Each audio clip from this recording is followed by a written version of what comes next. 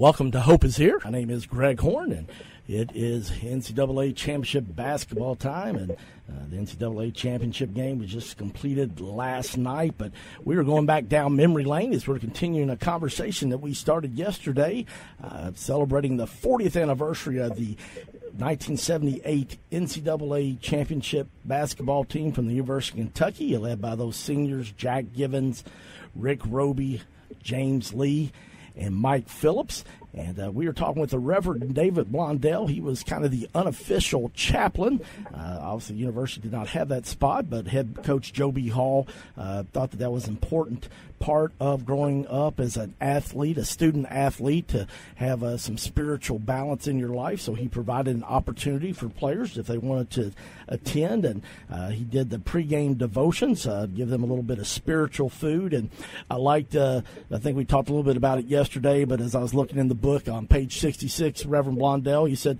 you never prayed for wins. Yes.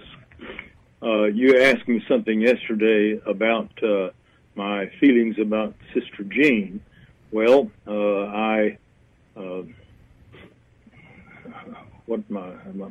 affectionately perhaps disagree with her and her comments that she has made about God being on their side, or God. Well, my concept of God is that I don't think God could care who wins in a sports game, and players obviously, and people, I'm sure, pray for wins. Well, I found myself not doing that, but I would pray for their health, their wholeness, and their sportsmanship on the court, and their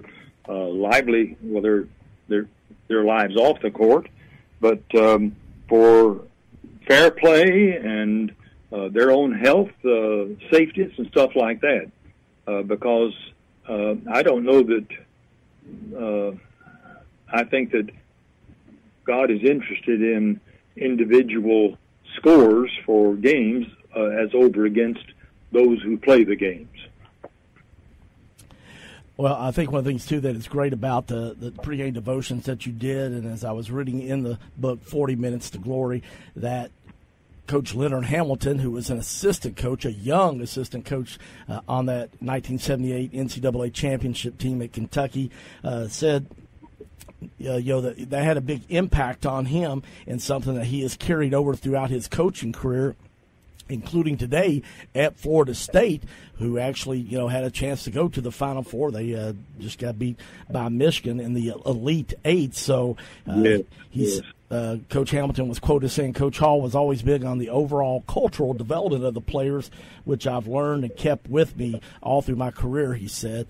So, that's one of the things I think is great, what you did there with that team, and Coach Hall, provided for those players, is carried over for another 40 years, actually, because Coach Hamilton obviously still coaching. 40 years this week, I guess.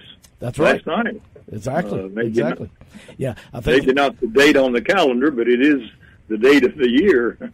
That's right. Yeah, I think they played it like March 26th or something that year, so it's a little earlier, but it is the 40th anniversary of that championship team. So, all right, well, obviously this team had a lot of pressure. They were preseason number one, but they finally got to their goal. They were in the Final Four. They made it to the championship team after beating a tough Arkansas team. They had the triplets that were really, really good. I remember watching that game myself, and so they were in St. Louis playing the championship game, and yet, you did all the home games, and I'm sure that's one of the reasons why they had such a good record of winning games, because they got that good spiritual word from you, but usually you did not travel with the team, but you happened to make it to St. Louis.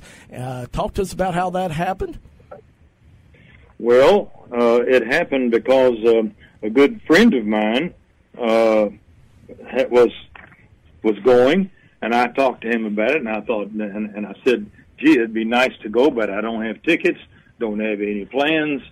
And, after the Saturday night game, and we won in the semifinal, in the Final Four game, he called me the next day and told me that we were going to be playing the next night, Monday night. And so he said, by the way, I have 3 tickets. And so if you want them, we'll make arrangements if you can come, and I'll meet you and give them to you. I said, gee whiz, that's great. So yes, I accepted that. I have a colleague who's also now retired. He's a disciple minister, and he and then one of my fellow parishioners, one of my parishioners, he said that he was interested in going. We had talked about it. So I called those 2 guys, and this was on Sunday, and they said, sure. So we loaded up in my little Scirocco VW on Monday morning, and we headed to St. Louis. We got reservations in a hotel, and I found, I asked around, and I found where the team was meeting and eating through some of my friends that were related to the team. And I had been thinking about, well, my goodness, I have done this at other times. For example, 2 years before that, Coach Hall had called me from New York when the team was playing in the NIT in New York, and the final game was to be on Sunday, and our team was playing a Charlotte team where Lee Rose was coaching, and Lee had been at Transylvania and a member of Crestwood Church. And so Joe said to me when he called me, David, you have to get up here because I'm playing Lee Rose's team in the final game of the NIT. So as I did then, I had a devotion. So I was thinking about what to do, and so I came up with the thought of, this is such a climactic point of the season, and certainly for these young men in their lives, but then for the school and its record and stuff. And so my thoughts began to survey some of the scripture texts, and I settled upon a real contest between 2 foes. They were different kinds of foes than what these basketball players had, of course. But that was obviously one of the best-known battles of the Old Testament, or the Bible, I guess, the battle between David and Goliath. And so I based my thoughts on that and how David overcame his opponent with a stone that he pulled up out of a creek bed and used his slingshot, as we would use today, but he was able to down the giant opponent who was against everything David and his fellow Israelites believed in when Goliath was teasing and mocking God and things of that nature. So David was chosen to go up and fight him. But as a young, smaller person, by all means, he used his ability, he used his experience, and the training that he had obviously given himself to go against his foe. Well, I related that to the players, saying that obviously it's different, but it's similar in that your coaches have prepared you. You've been trained. You have the experience. You have fought other battles getting to this one, and it was their common goal, I think, that led them as they developed so much into a unit, and they knew each other's moves, their thoughts, and their ability to work together, as all teams do. I said to them, now, the Duke team, they're just as much anxious to win this game as you are. And, of course, I presume if they had someone in my role there, they were encouraging them to rely upon their faith and their ability and their hard work. Well, in any event, fortunately, Kentucky overcame and was victorious in that contest.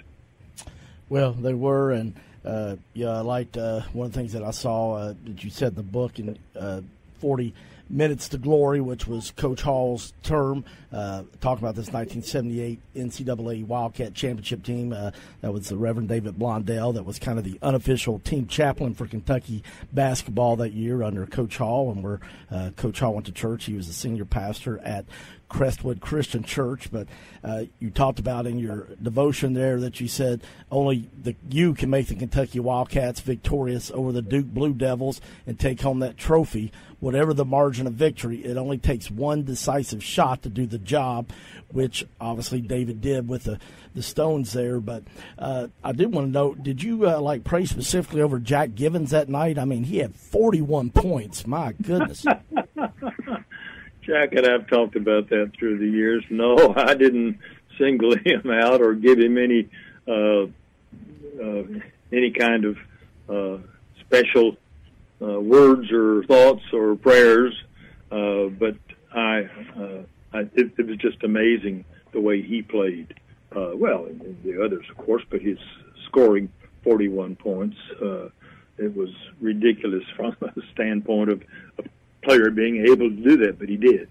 And so I've known Jack and his wife Linda for many years. In fact, before Jack and Linda met and married, Linda attended Crestwood. She was from a similar congregational background. She grew up in Paris. Her grandfather did the interim at Crestwood before I became the pastor in 1968. So Linda and I've known Linda longer than I've known Jack. But anyhow, we have a special friendship, and Jack is also a good friend of one of my sons who does artwork, and he has done a number of paintings for the teams, and so Jack has worked with my son David in doing that. One final question for you in the couple minutes that we have left here. The show was called Hope is Here, and I love athletics because, to me, it teaches us so much about real life, and obviously there's a spiritual component to all of our lives, too. But just talk a little bit about what your thoughts are as far as, the things that sports teach us besides just, how to make a basketball go through a basket. Yeah, well, I think you touched on that in regard to how Coach Hall considered the importance of a well-developed spiritual, cultural, all-round focus on an individual. I don't know that we have enough time for a quick story that I think is important for parents of boys or children. Well, I'll tell you what, hold that story, and what we'll do is we'll share that in our program tomorrow. How about that? Okay, that'll be good. Yeah, if you'll remember that story, then let's share that, and we can do that with tomorrow. One of the things that I love, though, about with the devotions and things that people do on the with the basketball and spiritual part of it. A lot of times in college, I can remember, even though I probably wasn't living a God-honoring life, I still remember some of the scriptures that the pastor said and things that have helped me through those times. And so we're going to talk about that and more with Reverend David Blondell tomorrow as we continue remembering the 1978 NCAA Championship team in 40 Minutes to Glory, a book about that team by Doug Brunk. I'm Greg Horn. If you missed any of our programs, you can always go to our website, hopeishere.today, and listen to this conversation if you missed the first part of it or yesterday's. And we're going to conclude to have one more program with Reverend David Blondell tomorrow on Hope is Here. Let's be honest. Medicare can be really confusing. Scott County resident Jason Biddle has over 17 years helping seniors and retirees with issues surrounding Medicare, health care, and Social Security. Don't give yourself a headache. Contact Jason Biddle today with any insurance questions you have related to Medicare, health care, and Social Security. Contact Jason today for help at 502-395-1603. That's 502-395-1603. CMI is your full-service human resources provider in Central Kentucky. For 15 years, CMI Human Resources has taken great pride in helping organizations and people work. Whether it's employee handbooks or help in filling a position, no job is too large or too small for CMI. Contact the professionals today at CMI Human Resources, 859-296-2800, or online at cmiconsulting.com.